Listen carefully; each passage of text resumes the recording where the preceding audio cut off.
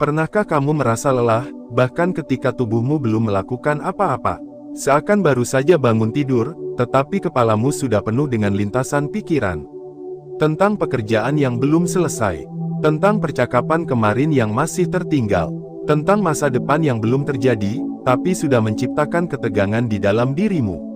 Kalau kamu sedang mengalami hal itu sekarang, berhentilah sebentar. Dengarkan baik-baik. Karena video ini tidak hadir secara kebetulan. Kamu menemukannya, karena ada bagian dari dirimu yang sedang mencari pemahaman. Dan Stoic Z ada di sini, bukan untuk menggurui, tapi menemani. Menemani perjalananmu mengenali diri sendiri, lewat ketenangan yang mungkin selama ini kamu lupakan. Terima kasih untuk kamu yang sudah terus mendukung channel ini. Setiap komentar, like, dan share dari kamu membuat Stoic Z tetap hidup. Ini bukan tentang angka, tapi tentang koneksi, tentang manusia yang belajar dari manusia lain, tentang kamu yang tidak menyerah untuk menjadi lebih baik, pelan-pelan. Dan sekarang, mari kita masuk ke pertanyaan yang lebih dalam. Mengapa pikiran kita begitu sibuk? Dan mengapa itu menjadi masalah? Di zaman sekarang, sibuk seringkali dianggap sebagai tanda kemajuan. Kita merasa bersalah jika tidak memikirkan banyak hal, seolah ketenangan adalah kemalasan. Padahal, justru dalam ketenangan itulah, kita bisa benar-benar melihat dengan jernih. Bukan hanya melihat dunia luar, tapi juga melihat ke dalam. Pikiran yang terlalu sibuk bukan hanya melelahkan. Ia mencuri fokusmu. Ia menciptakan kekacauan emosional. Dan yang lebih berbahaya, ia menumpulkan ketajaman nalurimu. Kamu tidak bisa membedakan lagi mana yang penting, mana yang hanya bising.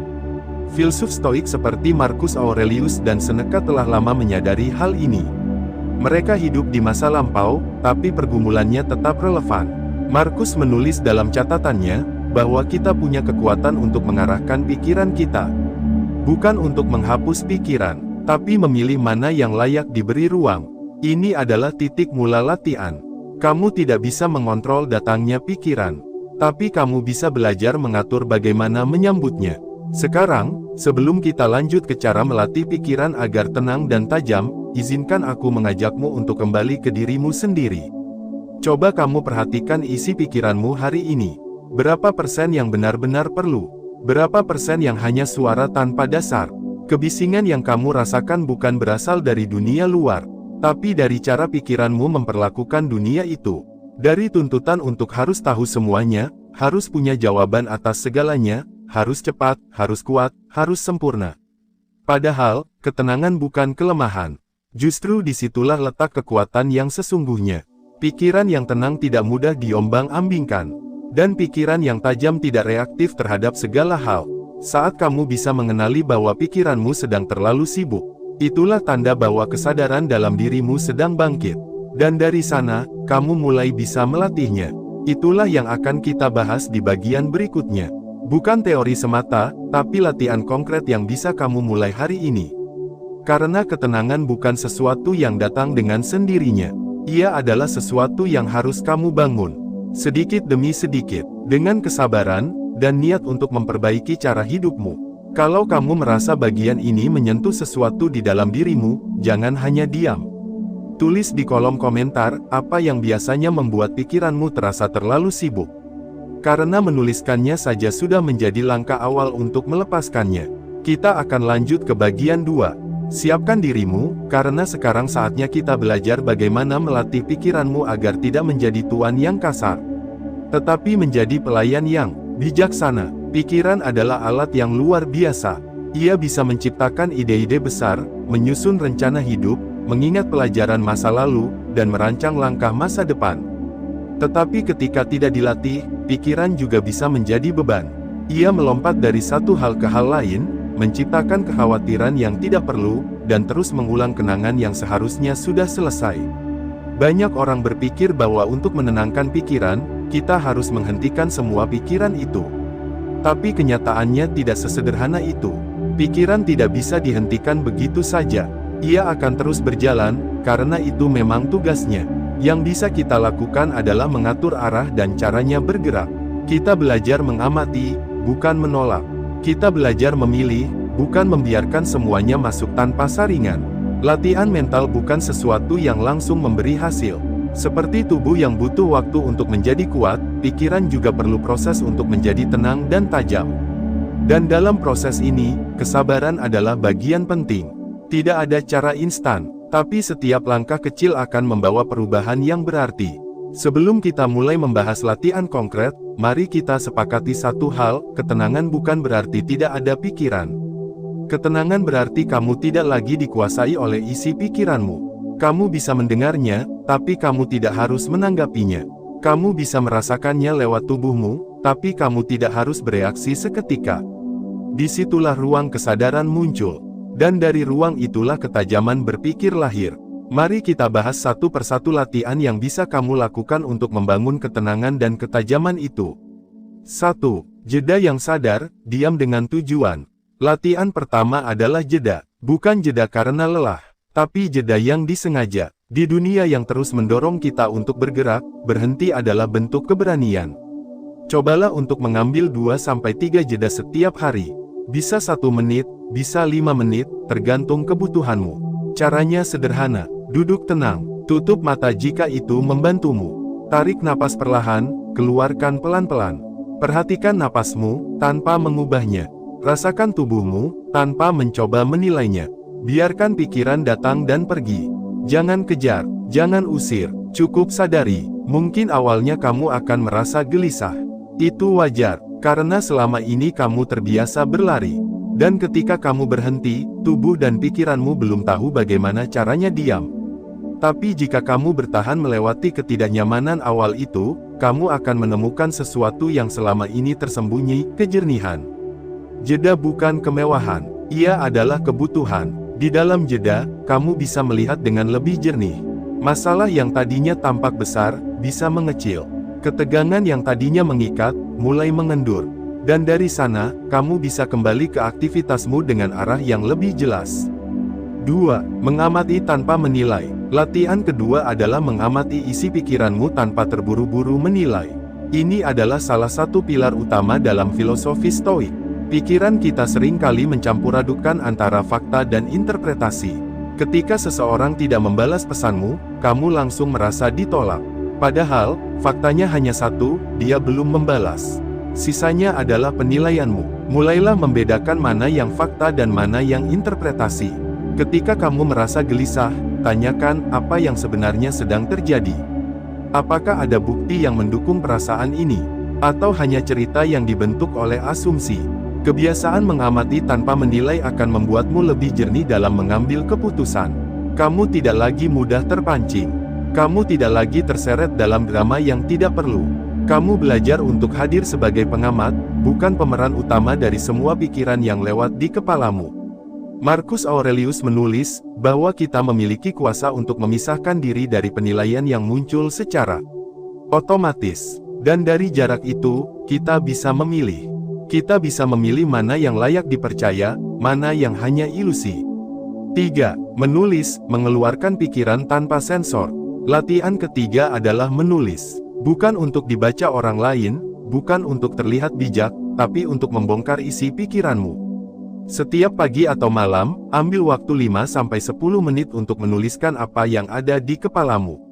Tidak perlu struktur, tidak perlu rapi. Biarkan semua keluar. Menulis adalah cara untuk melihat pikiran dengan jarak. Apa yang tadinya terasa besar dan menakutkan, bisa tampak lebih sederhana ketika sudah tertulis.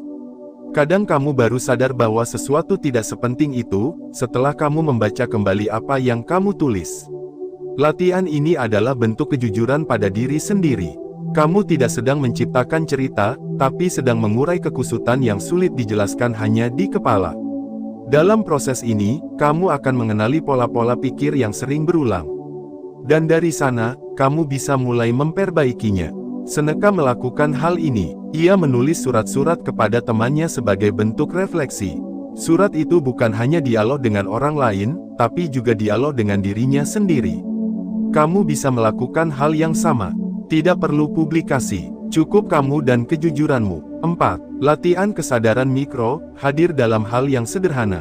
Latihan keempat adalah melatih kesadaran dalam aktivitas sehari-hari. Kita sering mencari ketenangan di tempat yang jauh, padahal kesempatan untuk melatihnya ada di momen paling sederhana, mencuci piring, menyapu lantai, berjalan kaki. Saat kamu mencuci piring, rasakan air yang mengalir, suara sabun yang berbuih, gerakan tanganmu. Saat kamu berjalan, perhatikan langkahmu, ritme napasmu, suara sekitarmu. Latih dirimu untuk tidak terburu-buru menyelesaikan sesuatu, tapi benar-benar hadir dalam prosesnya. Latihan ini membentuk otot kesadaran. Kamu jadi lebih mudah fokus, lebih peka terhadap tanda-tanda kecil. Dan dari kebiasaan kecil itu, pikiranmu belajar untuk tidak melompat-lompat. Ia mulai terbiasa untuk tinggal, bukan berlari. Seperti yang diajarkan oleh Epictetus, kita tidak bisa mengendalikan apa yang terjadi di luar, tapi kita bisa memilih bagaimana meresponsnya. Kesadaran mikro adalah fondasi dari respon yang bijaksana. Dan ketika kamu membiasakan diri untuk hadir, kamu tidak lagi dikendalikan oleh reaksi spontan yang merusak. 5. Mengurangi asupan informasi yang tidak perlu. Latihan kelima adalah menyaring informasi. Pikiranmu seperti wadah. Kalau kamu terus memasukkan hal-hal tidak penting, kamu tidak akan punya ruang untuk hal yang benar-benar bermakna. Di zaman digital, kita setiap hari diserbu ribuan informasi. Dan sebagian besar tidak kita butuhkan. Mulailah membatasi apa yang kamu konsumsi. Kurangi waktu di media sosial. Pilih konten yang benar-benar membangun. Bertanyalah sebelum membuka sebuah video atau artikel, apakah ini akan membantuku menjadi lebih tenang, lebih bijak, atau hanya menambah kebisingan. Bukan berarti kamu harus menutup diri dari dunia, tapi kamu perlu jadi penjaga pintu pikiranmu. Tidak semua yang menarik layak kamu perhatikan. Tidak semua yang populer layak kamu pikirkan. Kualitas hidupmu bergantung pada kualitas dari apa yang kamu masukkan ke dalam pikiran. Seperti halnya tubuh, pikiran juga bisa kelebihan muatan. Dan kelebihan itu bukan tanda produktivitas, tapi potensi kehancuran. 6. Membangun rutinitas hening. Latihan ke-6 adalah membiasakan diri dengan keheningan. Cobalah untuk memiliki waktu setiap hari tanpa suara, tanpa layar, tanpa gangguan. Bisa pagi hari sebelum memulai aktivitas, atau malam sebelum tidur. Keheningan memberi ruang bagi pikiran untuk merapikan dirinya. Di tengah kesunyian, kamu bisa mendengar suara batinmu lebih jelas. Kamu bisa membedakan mana suara yang berasal dari tekanan luar, dan mana yang datang dari intuisi terdalam. Stoik tidak takut pada keheningan. Mereka mencarinya, karena dari situlah lahir refleksi yang jujur. Tidak semua orang nyaman dengan hening, karena hening memperlihatkan apa yang selama ini kamu hindari. Tapi justru dengan menghadapinya, kamu bisa menyembuhkan. 7. Menerima pikiran sebagai tamu. Latihan terakhir adalah menerima semua pikiran yang datang sebagai tamu. Kamu tidak harus melayani semua tamu, tapi kamu bisa menyambutnya dengan tenang, lalu membiarkannya pergi. Pikiran tentang masa lalu, tentang kesalahan, tentang kecemasan masa depan, semua akan datang dan pergi. Jangan panik saat pikiran itu datang. Jangan buru-buru mengusirnya. Cukup sadari, akui keberadaannya, lalu kembalilah ke napasmu, ke tubuhmu, ke saat ini. Ketenangan bukan tentang pikiran yang bersih total, tapi tentang tidak lagi larut di dalamnya. Kamu tetap bisa berpikir, tetap bisa merencanakan, tetap bisa mengingat. Tapi kamu melakukannya dari ruang yang tenang. Dari pusat dirimu, bukan dari pusaran reaktif. Semua latihan ini tidak harus kamu lakukan sekaligus. Pilih satu atau dua yang paling sesuai dengan kondisimu saat ini. Lakukan dengan konsisten. Jangan buru-buru mencari hasil, karena yang kamu latih adalah cara hidup, bukan teknik instan. Sekarang, aku ingin kamu ambil waktu sejenak. Pikirkan satu latihan dari semua yang sudah kita bahas tadi, dan niatkan untuk mempraktikkannya hari ini. Tulis di kolom komentar, latihan mana yang akan kamu mulai. Bukan untuk pamer, tapi sebagai pengingat pada dirimu sendiri. Kita akan masuk ke bagian ketiga, dan ini adalah bagian paling penting. Kita akan membahas buah dari semua latihan ini. Apa yang sebenarnya kamu dapatkan ketika pikiranmu mulai tenang dan tajam. Karena ketenangan bukan akhir, tapi jalan menuju kedewasaan berpikir dan ketepatan bertindak.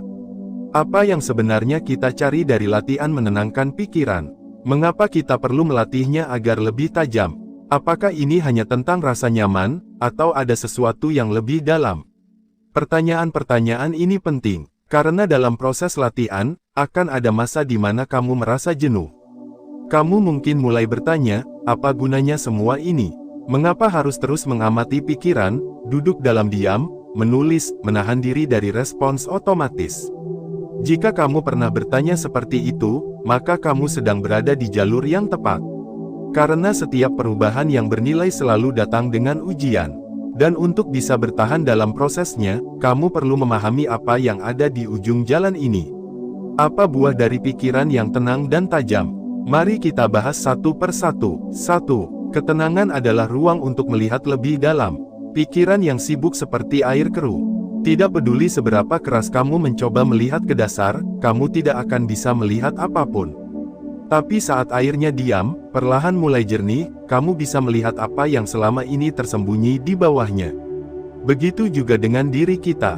Saat pikiran terlalu penuh, kita tidak bisa melihat diri kita dengan jernih. Kita menilai diri berdasarkan penilaian orang lain. Kita mengukur kebahagiaan berdasarkan standar sosial. Kita mengejar banyak hal tanpa tahu apakah itu benar-benar penting. Tapi ketika pikiran mulai tenang, kamu mulai bisa melihat dirimu apa adanya. Bukan versi yang dibentuk oleh tekanan luar, tapi diri yang sejati. Kamu mulai tahu apa yang benar-benar kamu butuhkan. Kamu mulai bisa membedakan antara keinginan sesaat dan kebutuhan jangka panjang. Dan dari sana, kamu bisa membuat keputusan yang lebih jujur.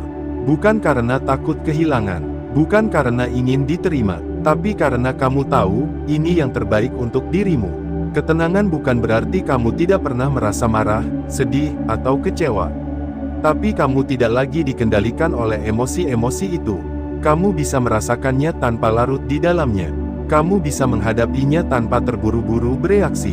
Dan itu adalah kebebasan yang sebenarnya. 2. Ketajaman melahirkan ketepatan. Pikiran yang tajam tidak berarti kamu tahu segalanya. Tapi kamu tahu apa yang penting. Kamu tidak mudah tergoda oleh informasi yang dangkal. Kamu tidak mudah percaya pada asumsi. Kamu belajar untuk menguji pikiran sebelum mempercayainya. Ketajaman adalah kemampuan untuk memilah. Di tengah lautan informasi, kamu bisa memilih mana yang layak diperhatikan. Mana yang membawa manfaat, mana yang hanya membuang waktu. Orang yang pikirannya tajam tidak akan terombang-ambing oleh tren. Ia punya arah sendiri. Ia tahu mengapa ia melakukan sesuatu. Ia tidak sibuk mencari validasi, karena ia sudah memiliki nilai yang menjadi pijakannya. Filsuf Stoik percaya bahwa ketepatan berpikir membawa pada ketepatan bertindak. Kamu tidak perlu banyak bergerak jika arahmu sudah benar. Dan kamu tidak perlu menjadi yang tercepat, jika kamu tahu kemana harus melangkah. Marcus Aurelius menulis bahwa kita harus bertindak sesuai dengan kodrat kita sebagai manusia. Artinya, kita harus berpikir jernih, bertindak dengan niat baik, dan hidup dengan kesadaran penuh. Dan semua itu tidak mungkin tercapai jika pikiran kita terus disibukkan oleh hal yang remeh. 3. Ketenangan membuka pintu kedewasaan emosional. Pernahkah kamu merasa menyesal karena berkata sesuatu dalam keadaan emosi? Atau mengambil keputusan yang ternyata merugikan hanya karena tidak bisa menahan dorongan sesaat? Itu terjadi karena pikiran tidak punya cukup ruang untuk mencerna. Emosi datang, dan pikiran yang tidak terlatih langsung mengikuti. Tapi ketika kamu mulai melatih ketenangan, kamu punya ruang antara stimulus dan respons. Ruang itulah yang menjadi pintu menuju kedewasaan emosional. Kamu tidak lagi mudah terpancing. Kamu tidak lagi merasa harus menjawab semua serangan. Kamu tidak lagi bereaksi hanya karena ingin menang. Sebaliknya, kamu mulai memilih respons berdasarkan nilai, bukan dorongan. Dan ini sangat terasa dalam hubungan sosial. Kamu lebih mampu mendengarkan tanpa menghakimi. Kamu bisa hadir untuk orang lain tanpa merasa harus memperbaiki semuanya. Kamu mulai sadar bahwa tidak semua hal perlu dijawab, dan tidak semua konflik perlu ditanggapi. Ketenangan membuatmu menjadi manusia yang kuat tapi lembut. Tegas tapi tidak keras. Sabar tapi tidak pasif. Dan itulah kualitas yang dibutuhkan di dunia yang serba cepat ini. 4. Ketajaman menjadi alat untuk membedakan arah hidup. Banyak orang merasa kehilangan arah bukan karena tidak punya tujuan, tapi karena pikirannya terlalu penuh untuk bisa melihatnya. Seperti berjalan dalam kabut, mereka terus melangkah, tapi tidak tahu apakah itu menuju tempat yang benar. Ketika pikiran mulai tajam, kamu bisa mulai melihat pola. Kamu bisa menyadari bahwa beberapa hal yang kamu kejar selama ini sebenarnya bukan berasal dari dirimu, tapi dari tekanan luar. Kamu mulai bisa bertanya dengan jujur, apa yang sebenarnya aku inginkan dalam hidup ini? Dan jawaban dari pertanyaan itu tidak datang dari seminar motivasi, tidak juga dari buku-buku self-help, tapi dari kesunyian, dari percakapan yang jujur dengan diri sendiri, dari keberanian untuk berhenti dan melihat kembali arahmu. Orang yang pikirannya tajam tidak akan mudah dikelabui. Ia bisa membaca motif, ia bisa menilai situasi tanpa terjebak emosi. Dan yang paling penting, ia tahu kapan harus bertindak dan kapan harus diam. Kebijaksanaan bukan tentang banyaknya pengetahuan, tapi tentang kemampuan untuk melihat dengan jernih dan bertindak dengan tepat. Dan itu hanya bisa dicapai jika pikiranmu terlatih. 5. Hubungan yang lebih sehat. Pikiran yang terlalu sibuk sering menjadi penyebab utama dari ketegangan dalam hubungan. Kita seringkali mendengar bukan untuk memahami, tapi untuk merespons. Kita sibuk membayangkan kemungkinan terburuk. Kita sibuk menganalisis setiap kata, setiap gestur, seolah semuanya adalah sinyal bahaya. Tapi ketika kamu melatih ketenangan, kamu mulai bisa hadir sepenuhnya. Kamu mendengarkan karena kamu ingin mengerti, bukan hanya untuk membalas. Kamu tidak merasa perlu untuk selalu benar. Kamu tidak reaktif terhadap perbedaan. Ketajaman pikiran membuatmu bisa membedakan antara masalah nyata dan hanya kekhawatiran yang diciptakan oleh pikiranmu sendiri. Kamu bisa berkata, ini bukan tentang aku. Ini tentang orang lain yang sedang terluka. Dan kamu bisa merespons dengan empati, bukan ego. Kualitas hubunganmu akan berubah, karena kamu tidak lagi mendekati orang lain dengan kebutuhan untuk diisi, tapi dengan kesadaran untuk saling tumbuh. Kamu tidak lagi mencintai dengan cemas, tapi dengan sadar. 6. Rasa syukur yang lebih dalam. Salah satu dampak dari pikiran yang tenang adalah meningkatnya rasa syukur. Karena ketika kamu tidak lagi terjebak dalam lalu lintas pikiran yang kacau, kamu bisa benar-benar melihat apa yang kamu miliki. Hal-hal kecil yang dulu kamu abaikan, sekarang terasa bermakna. Suara burung di pagi hari, senyum orang tua, rasa hangat dari secangkir kopi. Semua menjadi pengingat bahwa hidup tidak perlu selalu luar biasa untuk bisa disyukuri. Rasa syukur tidak muncul dari kelimpahan, tapi dari kejernihan. Dan kejernihan datang dari pikiran yang sadar. Bukan yang sibuk mencari lebih, tapi yang mampu melihat cukup. Stoikisme mengajarkan untuk bersyukur bukan hanya atas hal-hal baik, tapi juga atas kesulitan. Karena dari kesulitan, lahir kekuatan. Dari keterbatasan, lahir kebijaksanaan. 7. Kemampuan menghadapi ketidakpastian. Dunia ini tidak pasti. Hari ini kamu sehat, besok kamu bisa jatuh sakit. Hari ini kamu punya pekerjaan, besok bisa kehilangan. Tidak ada yang benar-benar aman. Dan itu bukan untuk ditakuti, tapi untuk diterima. Pikiran yang sibuk akan mencoba mengendalikan semua kemungkinan. Tapi pada akhirnya, itu hanya menciptakan stres. Sebaliknya, pikiran yang tenang mampu berkata, aku akan melakukan yang terbaik, dan menerima apapun hasilnya. Kamu tidak lagi terpaku pada hasil. Kamu mulai mencintai proses. Dan itu membuatmu lebih lentur. Tidak mudah patah ketika sesuatu tidak berjalan sesuai rencana. Epictetus berkata, bukan peristiwa yang menyakiti kita, tapi penilaian kita terhadap peristiwa itu. Ketika pikiranmu tajam, kamu bisa mengubah penilaian itu. Dan dari sana, kamu bisa tetap berdiri, bahkan ketika dunia tampak goyah. 8. Menemukan makna dalam kehidupan sehari-hari. Pada akhirnya, semua latihan ini membawa kamu pada satu hal, makna. Hidup yang bermakna tidak selalu besar, tapi ia selalu jujur, dan kejujuran itu hanya bisa muncul dari pikiran yang tenang. Ketika kamu mulai hidup dengan kesadaran, kamu tidak lagi menjalani hari hanya untuk menyelesaikan to-do list. Kamu mulai mengisi hari dengan kehadiran. Kamu menyadari bahwa setiap momen adalah kesempatan untuk memahami dirimu, memperbaiki sikapmu, dan berbuat baik. Makna tidak datang dari luar. Ia lahir dari cara kamu melihat hidup. Dan itu ditentukan oleh kualitas pikiranmu. Sekarang, setelah kita membahas buah dari pikiran yang tenang dan tajam, mari kita kembali bertanya, apakah kamu bersedia melatih pikiranmu?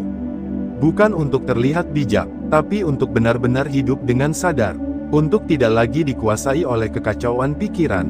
Untuk bisa memilih dengan jernih, merespons dengan lembut, dan melangkah dengan arah yang tepat. Jika kamu sudah sampai di sini, aku ingin mengucapkan terima kasih. Terima kasih karena kamu bersedia duduk, mendengarkan, dan membuka ruang di dalam dirimu untuk tumbuh.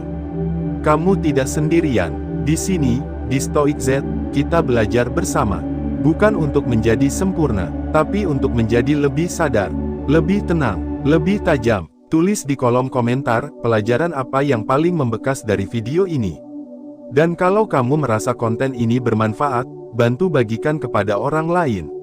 Mungkin mereka juga sedang berada di tengah kebisingan pikiran, dan sedang mencari jalan keluar. Sampai jumpa di bagian kesimpulan. Kita akan merangkum semuanya, dan kamu akan melihat bahwa semua ini bukan hanya teori, tapi jalan hidup yang bisa kamu pilih, mulai hari ini. Kita telah berjalan cukup jauh bersama. Dari menyadari betapa sibuk dan berisiknya isi kepala, menuju proses melatih ketenangan dan ketajaman berpikir, hingga memahami buah nyata dari semua latihan itu. Dan kini, saatnya kita duduk tenang, merenungkan kembali seluruh perjalanan ini. Karena seperti halnya membaca buku atau mendengarkan musik, makna sejatinya muncul setelah semuanya selesai. Dalam diam, dalam jeda, dalam waktu yang kamu beri untuk merenungkan apa yang sudah kamu alami dan pelajari. Mari kita mulai dari awal. Ketika hidup terasa rumit, penyebab utamanya seringkali bukan dunia di luar sana, tapi kebisingan di dalam pikiran kita. Kita menumpuk beban, menciptakan cerita-cerita sendiri, memutar ulang kejadian masa lalu, dan membayangkan kemungkinan buruk di masa depan. Semua itu terjadi bukan karena kita lemah, tapi karena kita tidak pernah diajarkan bagaimana cara menghadapi isi kepala kita sendiri. Sejak kecil, kita diajari cara menjawab soal, menghafal definisi, memecahkan masalah di atas kertas. Tapi jarang sekali ada yang mengajari kita cara mendengar suara dalam diri sendiri. Cara mengenali pikiran, memilahnya, dan menggunakannya dengan bijak. Akibatnya, kita tumbuh dewasa dengan kepala yang terlalu penuh dan hati yang terlalu bising. Pikiran menjadi liar, ia melompat dari satu kekhawatiran ke kekhawatiran lain. Kita jadi cemas, mudah marah, mudah tersinggung, dan sulit fokus. Kita merasa hidup tidak pernah cukup. Selalu ada sesuatu yang harus dikejar. Dan meski sudah mengejar, tetap saja ada kekosongan yang tidak bisa dijelaskan. Di titik itu, banyak orang mulai mencari pelarian. Ada yang lari ke media sosial, berharap perhatian bisa menenangkan hati.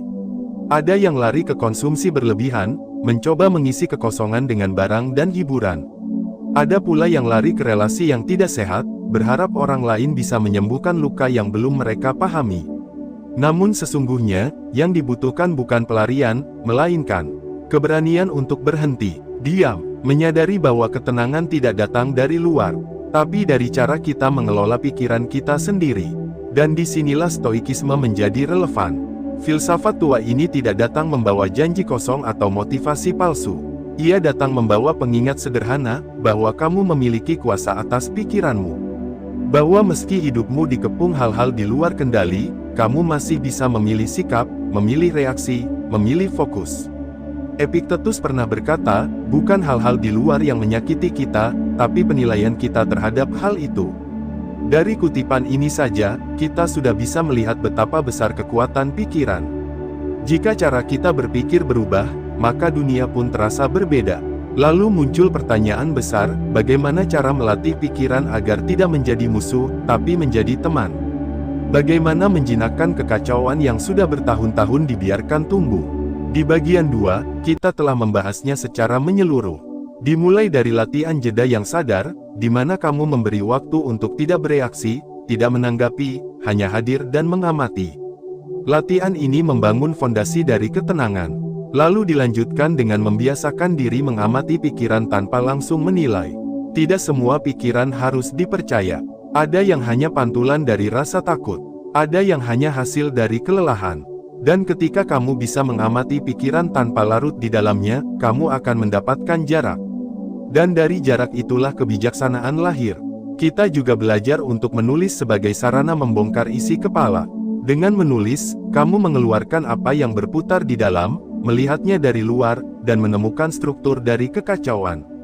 Kesadaran mikro hadir dalam aktivitas kecil membantu kamu membangun fokus.